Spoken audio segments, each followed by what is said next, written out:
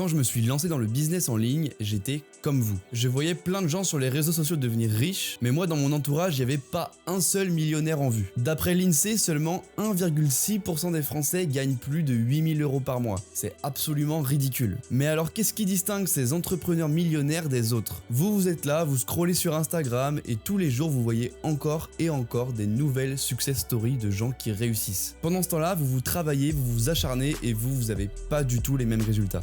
Et ça, je vous comprends, c'est extrêmement frustrant, mais je suis aussi passé par là. La bonne nouvelle, c'est que vous n'êtes pas seul, et l'écart entre vous et ces gros revenus n'est peut-être pas aussi loin que ce que vous croyez. Dans cette vidéo, on va découvrir les 7 signes qui prouvent que vous allez devenir à votre tour une personne riche, et si vous les avez tous, le succès n'est qu'une question de temps. Par contre, s'il vous manque rien qu'un seul de ces éléments, vous risquez de rejoindre les 98,4% de la population française. Alors soyez attentifs. D'ailleurs, je vous encourage à rester jusqu'à la fin parce que je vais donner un 8e signe bonus qui a fait mon succès à moi et que je n'ai encore jamais partagé. Avant de passer dans le vif du sujet, maintenant vous savez que vous commencez à faire partie de la famille. Et si vous appréciez le contenu, vous pouvez laisser un like, un commentaire, vous abonner. Franchement, ça me donne de la force de fou malade. Mais trêve de blabla, on passe tout de suite au premier signe qui prouve que vous allez devenir riche. 1.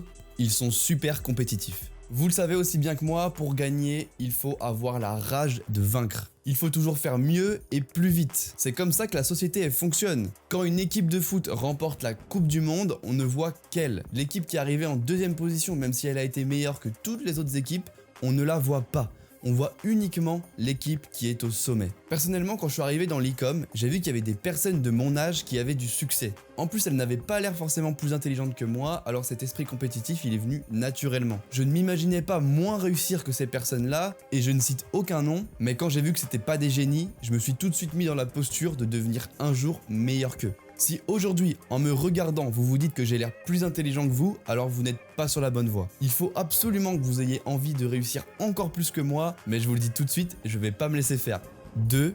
Ils vont jusqu'au bout des choses. Ok, si vous commencez des séries Netflix mais que vous ne les terminez pas, si vous commencez à lire un livre, les 2 premiers chapitres, mais que vous vous arrêtez, ou alors si vous ne regardez pas cette vidéo jusqu'au bout, vous allez automatiquement rejoindre les 98,5% de la population française. Les gens qui ont du succès finissent les choses qu'ils entreprennent, et ce, peu importe si c'est du business ou pas. Je me souviens quand j'étais plus petit, j'étais un grand joueur de jeux vidéo, et notamment à l'époque, j'ai beaucoup joué au jeu Dofus. Et même si j'avais 11-12 ans, je m'étais fixé comme objectif d'atteindre le niveau 100. Bon, comme j'avais pas de carte bancaire, j'ai pas pu prendre d'abonnement, et donc j'ai dû refaire le donjon Incarnam environ 150 fois. Bon, là, il y a que les puristes de Dofus qui arrivent à me suivre, mais même si j'étais dégoûté du jeu, je continuais pour atteindre mon objectif. 3. Leur cercle social est encore plus riche qu'eux. Pour moi, c'est le point le plus important de cette vidéo. Même avant le business, ce principe, je l'avais déjà compris. À l'époque où je sombrais dans le jeu vidéo, je me souviens que sur le jeu Rocket League, vous savez, c'est le jeu de foot et de voiture, il y avait un joueur pro qui m'avait pris sous son aile. Il me laissait jouer avec lui. Et vraiment, c'était horrible. Sur le terrain, je ne touchais aucun ballon, je me sentais tellement nul face aux adversaires qui étaient beaucoup plus forts, mais c'est dans cette situation que j'ai le plus évolué, parce que l'être humain a une capacité incroyable à s'adapter à son environnement. Mais vous allez me dire comment est-ce que je m'entoure de personnes riches, sachant qu'il n'y en a aucune à proximité. Déjà, moi, ce que j'ai fait pour commencer, c'est que j'ai arrêté d'écouter les conseils de ceux qui n'avaient pas réalisé ce que je voulais réaliser. Et très clairement, je me suis enfermé. J'ai commencé à dévorer les podcasts des entrepreneurs à succès, et à force de les écouter, c'est devenu les personnes que je fréquentais le plus. Et il y a une phrase très connue qui dit qu'on est la moyenne des 5 personnes qu'on fréquente le plus. Et donc, petit à petit, je me suis adapté à mon nouvel environnement, à ces entrepreneurs à succès, et donc petit à petit mes revenus ont augmenté naturellement. 4.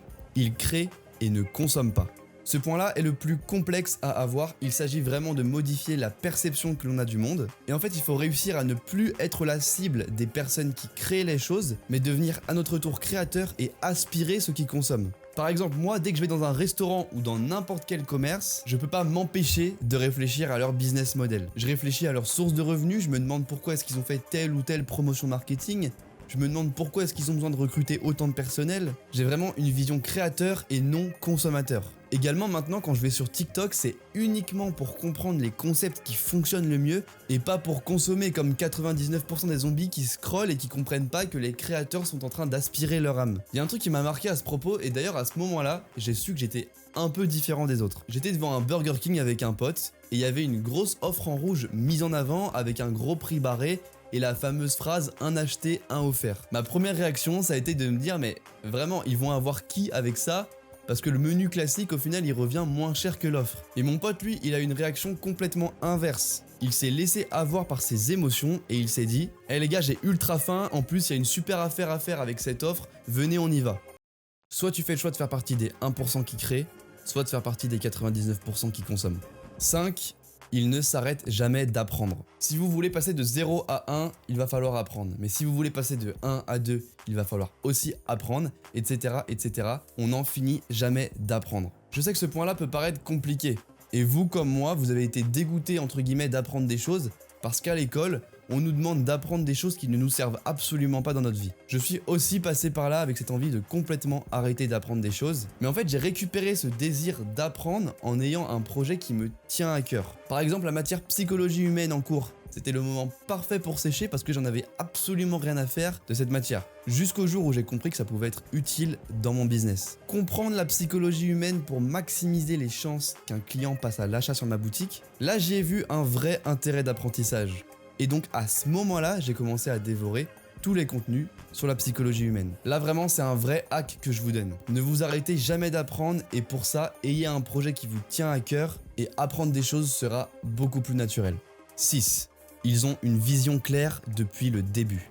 Quand je pose la question « Est-ce que tu savais à 100% que tu allais réussir à un entrepreneur à succès ?» La réponse, elle est systématiquement oui. Si vous êtes convaincu à 100% que vous allez réussir, que vous allez générer telle ou telle somme d'argent, que vous vous visualisez clairement le style de vie, le mode de vie que vous allez avoir plus tard, la loi de l'attraction va faire en sorte que automatiquement vous allez mettre en place les actions qui vont vous mener vers votre vision. C'est un pouvoir ultra puissant que vous devez utiliser. Par exemple, moi, la première fois que je suis allé à Dubaï et que j'ai fini en soirée chez Oussama Ammar, j'étais absolument pas sous le choc. C'était pour moi complètement logique, car en fait, cette situation, je l'avais visualisée, je l'avais anticipée au cours des derniers mois, dernières années. En fait, j'étais convaincu à 100% que ça allait arriver. Et donc, en étant convaincu à 100%, c'est vraiment arrivé. Si au fond de toi, t'es pas convaincu à 100% que tu vas réussir et que tu laisses la place au doute, que tu te dis « ouais, mais il faudrait un plan B au cas où ça fonctionnerait pas », eh bien je te déroule le tapis rouge, je te laisse rejoindre les 99% de la population française.